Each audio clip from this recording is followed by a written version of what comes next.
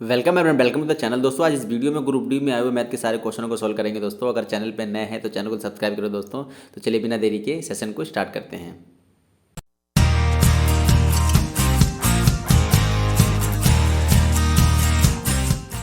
चलिए दोस्तों इस क्वेश्चन को बनाते देखो क्या कह रहा है। एक वर्ग का परिमाप 44 सेंटीमीटर, तो उसका विकर्ण ज्ञात करें। देखो वर्ग का परिमाप क्या होता है। एक वर्ग जो होता है चारों भुजाओं का योगी परिमाप होता है कि, और चारों भुजा बराबर होती है। इसका मतलब इसका परिमाप क्या होता है, 4a होता है। ए का मतलब भुजा होती है। इसकी जो वैल्यू दे रखा है, कितना दे रखा है दोस्तों, 44 दे रखा हुआ है, जैसा कि आप देख सकते हैं। देखिए इसको जब काटेंगे तो यानी कि कितना आ जाएगा, एक की जो वैल्यू यानी कि भुजा कितनी जाएगी दोस्तों, 11 आ जाएगी। तो उसका विकर्ण ज्ञात कीजिए। और वर्ग का विकर्ण जो होता है क्या होता है, √2 मल्टीपल में भुजा, यही होता है ना। बस विकर्ण पूछा है तो क्या होगा, एक ही वैल्यू तो भुजा की वैल्यू तो निकाली नहीं, 11 बस इसको गुणा कर दीजिए तो 11 √2 क्या आ जाएगा हमारा इसका विकर्ण। आई होप आपको समझ आएगा दोस्तों। चलिए नेक्स्ट क्वेश्चन पे चलते हैं। इस क्वेश्चन का बनाएंगे दोस्तों। देखो ये सिंप्लीफिकेशन जैसे था, आप इससे कर ले। चलो मैं थोड़ा सा कर देता हूँ। 120 का 25%, मतलब देखो एक जहाँ जहाँ का है ना वहाँ पे मल्टीपल कर दीजिए। 25 को कैसे लिख सकते हैं, 25/100, ठीक है। फिर प्लस में इसको कैसे लिख सकते हैं, 380/40%, ठीक है दोस्तों। ये 0 है, ठीक है। और उसके बाद इक्वल 637, एक मिनट, 637 और x की वैल्यू निकालनी है तो x/100, ठीक है दोस्तों।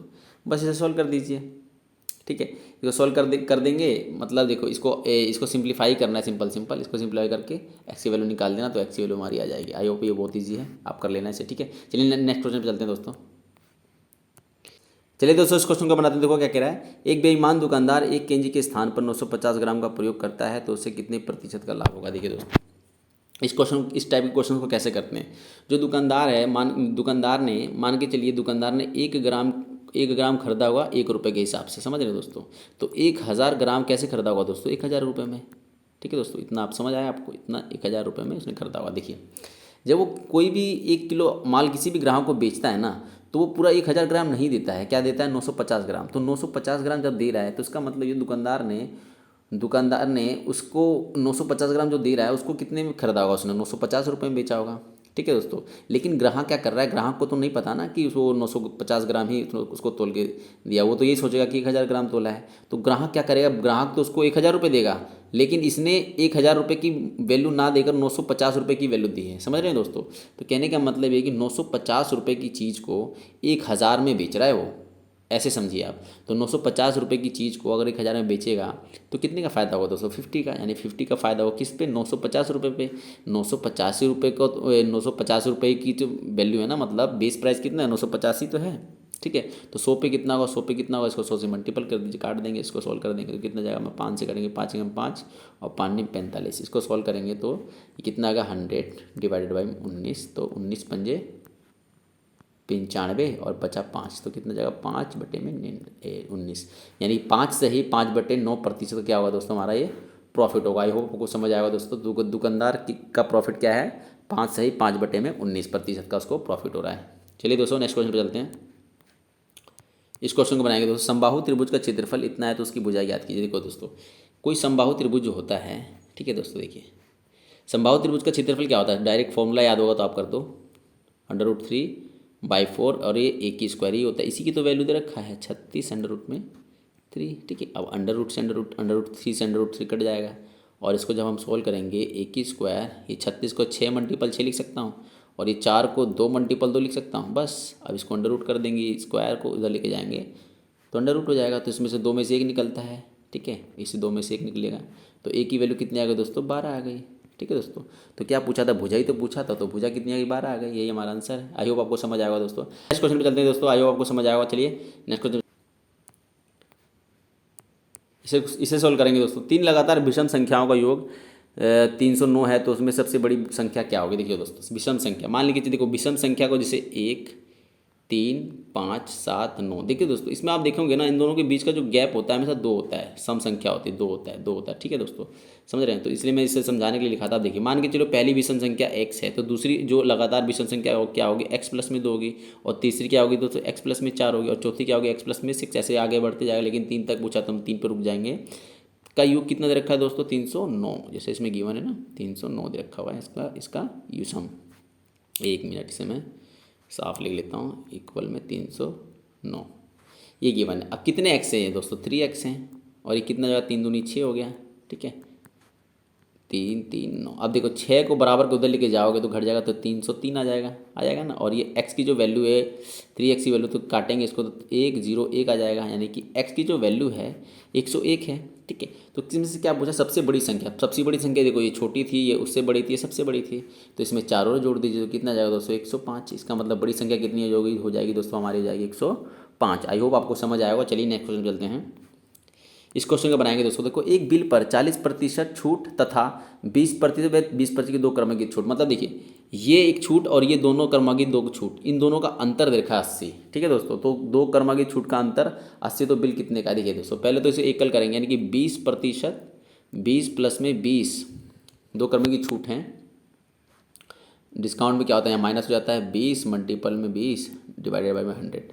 इसको सॉल्व करेंगे, 0 से 0 0 से 0 0 से, यानी कि 4 हो गया, और ये 20 20 40 हो जाएगा, ठीक है दोस्तों। इसको सॉल्व करेंगे, कितना जाएगा हमारा, आ जाएगा 36%, ठीक है।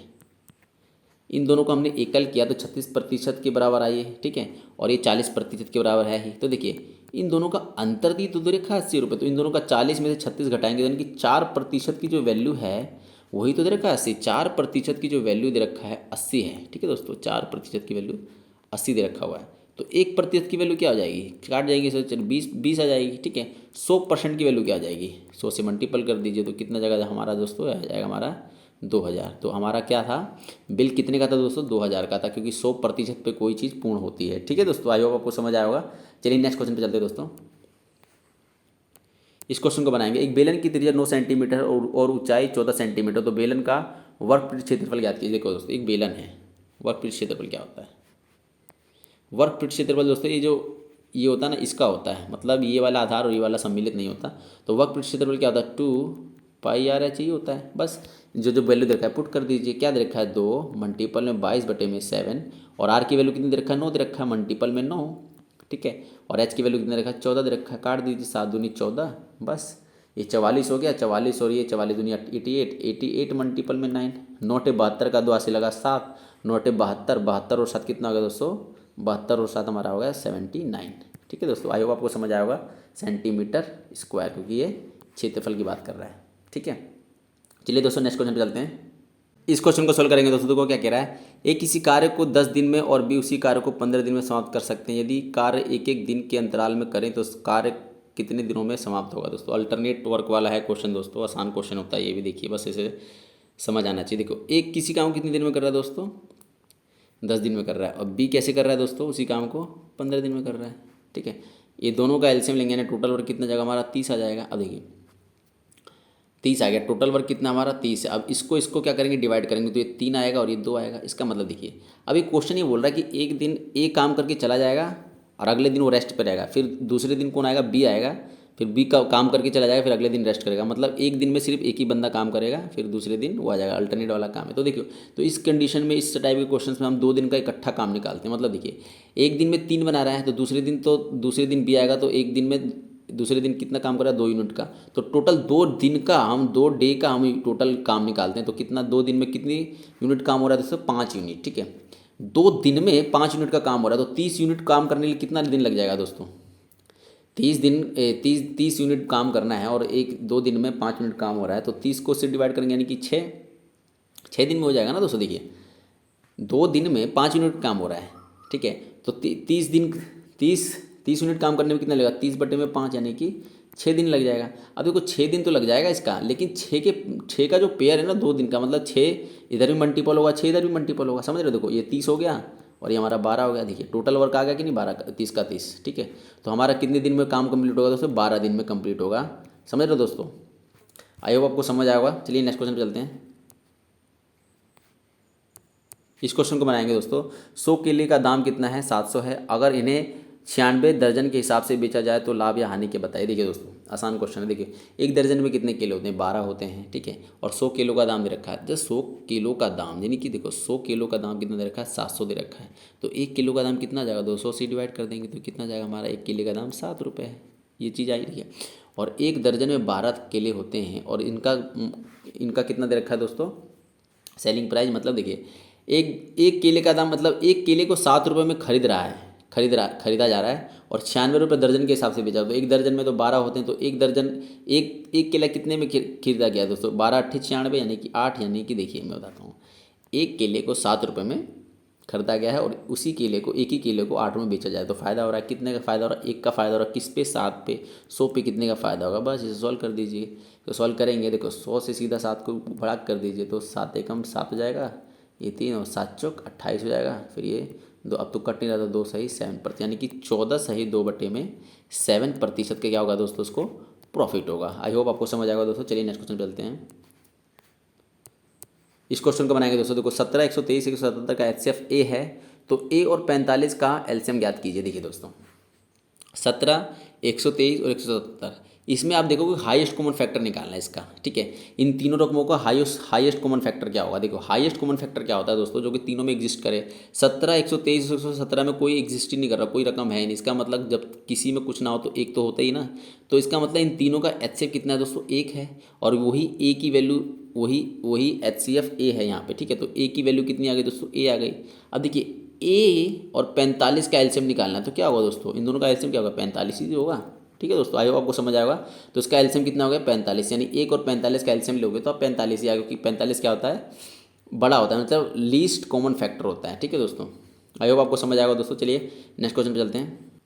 चलिए दोस्तों इस क्वेश्चन को बनाते हैं। क्या कह रहा है? x² - 5x प्लस में 6 = 0 के मूल अल्फ़ा बीटा हैं, तो इसका मान ज्ञात कीजिए। देखो दोस्तों इसको पहले शून्यांक निकालेंगे समीकरण से। शून्यांक कैसे निकालेंगे? देखिए माइनस प्लस है, देखो शून्यांक जो होते हैं इसके 6 का गुणनखंड करेंगे तो 2 और 3 आएगा, गुणनखंड करेंगे तो देखो 2 और 3, यानी कि देखिए इनको गुणा करने पर 6 आ रहा है और इसको प्लस करने पर क्या आना चाहिए? देखो यहाँ प्लस है तो प्लस करके कितना आना चाहिए? 5 आना चाहिए। आ रहा है, हाँ इसका मतलब सही, हमारा शून्यांक यही है, ठीक है। अब देखो अब इसके चिन्हों में देखते हैं, माइनस प्लस है तो क्या होता है दोस्तों? प्लस प्लस होता है, ये दोनों प्लस में होंगे। इसका मतलब इनके जो अल्फा और बीटा, यानी कि इनकी इस समीकरण की जो शून्यांक है प्लस का 2 और प्लस का 3 हो गया। आई होप इतना क्लियर हो गया दोस्तों, इतना तो आपको निकालने आना चाहिए, ठीक है दोस्तों। देखिए अब ये पहला जो शून्यांक होते हैं उसको अल्फ़ा बीटा कहते हैं, यानी कि पहले वाले को अल्फ़ा मानो, ठीक है, और दूसरे वाले को बीटा, ठीक है। अब देखिए बस इसकी वैल्यू इसमें पुट कर दीजिए। अल्फ़ा की जगह 2 है तो अल्फ़ा के इसकी जगह 2 रखेंगे तो 2 दूनी के 4 हो जाएगा, ठीक है। और प्लस में बीटा की जगह 3 है तो 3 के 9 हो जाएगा, ठीक है। और इसको गुणा करेंगे तो 3 दूनी 6 हो जाएगा, ठीक। अब इसको सॉल्व करेंगे दोस्तों, देखो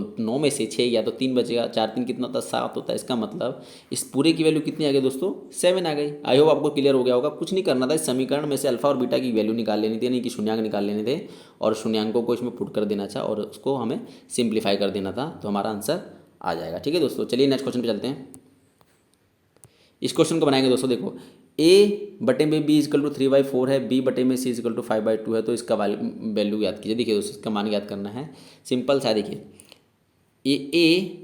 A/B की जो वैल्यू दे रखा है, कितना दे रखा है? 3:4 दे रखा है, इसको ऐसे भी लिख सकते हैं। और देखो और इसका कैसे देगा? B और अनुपात C की वैल्यू कितनी दे रखा है? 5:2 दे रखा है। देखिए 1 मिनट,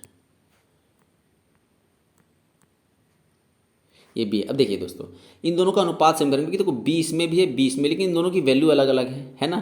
तो इन दोनों को क्या करेंगे? सेम करेंगे। सेम कैसे करेंगे? 5 को इससे मल्टीपल कर देंगे, 4 को इससे मल्टीपल कर देंगे। अगर 5 को इससे मल्टीपल करेंगे तो इस रेशियो में भी 5 से मल्टीपल करना पड़ेगा, क्योंकि ये दोनों साथ में ही आते हैं, ठीक है। और 4 से जब इसको मल्टीपल करेंगे 4 से इससे मल्टीपल करना पड़ेगा। देखिए अब 5 चौके 20 हो जाएगा और ये 5 चौके भी 20 हो जाएगा। समझ रहे हो दोस्तों? देखो B की वैल्यू इसमें भी 20 है, B की वैल्यू इसमें भी 20 है, इसका मतलब हम सही जा रहे हैं। और C की वैल्यू कितनी होगी? 4 दूनी 8 हो जाएगी और ये 5 3 15 हो जाएगी। तो ABC का अनुपात कितना निकल गया? AB और C का अनुपात कितना निकल जाएगा दोस्तों? 15 20 और ये 8, ठीक है दोस्तों। ये हमारा अनुपात निकल गया, ठीक है। यहाँ पे अनुपात हो गया हमारा, ठीक है।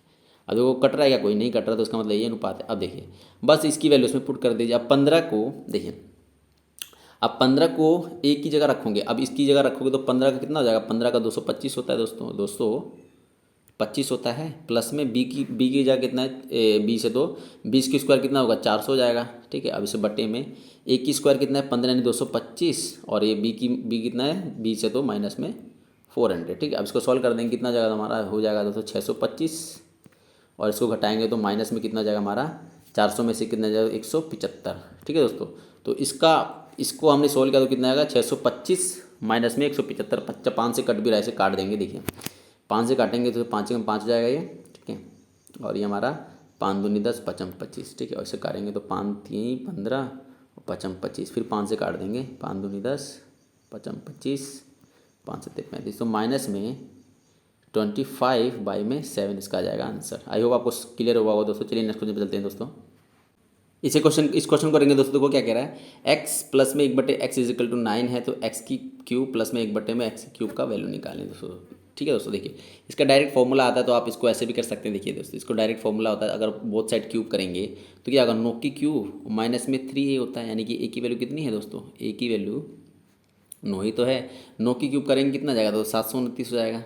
ठीक है, और इसमें से 27 घटा दीजिए, क्योंकि ए की जो वैल्यू है 9 ही तो है, तो 9 से 27 ही तो होगा।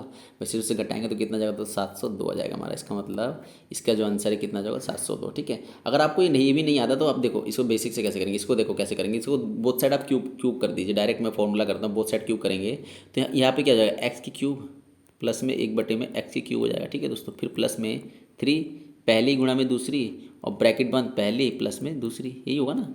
और देखो 9 की क्यूब करेंगे कितना जाएगा, तो 729 हो जाएगा, जैसा कि आप जानते हैं। देखिए यही तो इससे कैंसिल हो जाएगा, और इसकी जो वैल्यू दे रखा है ना 9, देखिए इसकी वैल्यू तो नहीं रखा है 9, इसकी जगह 9 रखेंगे तो 3 9 27 हो जाएगा। ठीक है, यहाँ पे ये इसको सोल्व किया तो 27 आ गया। ठीक है, और 729 है ये। ठीक है, अब देखिए इसकी वैल्यू निकालनी है, प्लस का 27 है, बराबर के उधर जाएगा, क्या हो जाएगा, माइनस में हो जाएगा ना। तो 729 में से 27 घटाएंगे तो 700 कितना जाएगा, 702 ही तो आएगा दोस्तों। तो इसका मतलब इसकी वैल्यू कितनी आएगी, 702। आई होप आपको क्लियर होगा दोस्तों। चलिए दोस्तों नेक्स्ट क्वेश्चन चलते हैं। इस वीडियो सेशन में सारे क्वेश्चन सॉल्व हो गए दोस्तों। अगर सेशन पसंद है तो सेशन को लाइक जरूर करना, और चैनल पे नए हैं तो चैनल को सब्सक्राइब जरूर करना। तो मिलते हैं किसी नेक्स्ट वीडियो में, तब तक के लिए गुड बाय दोस्तों।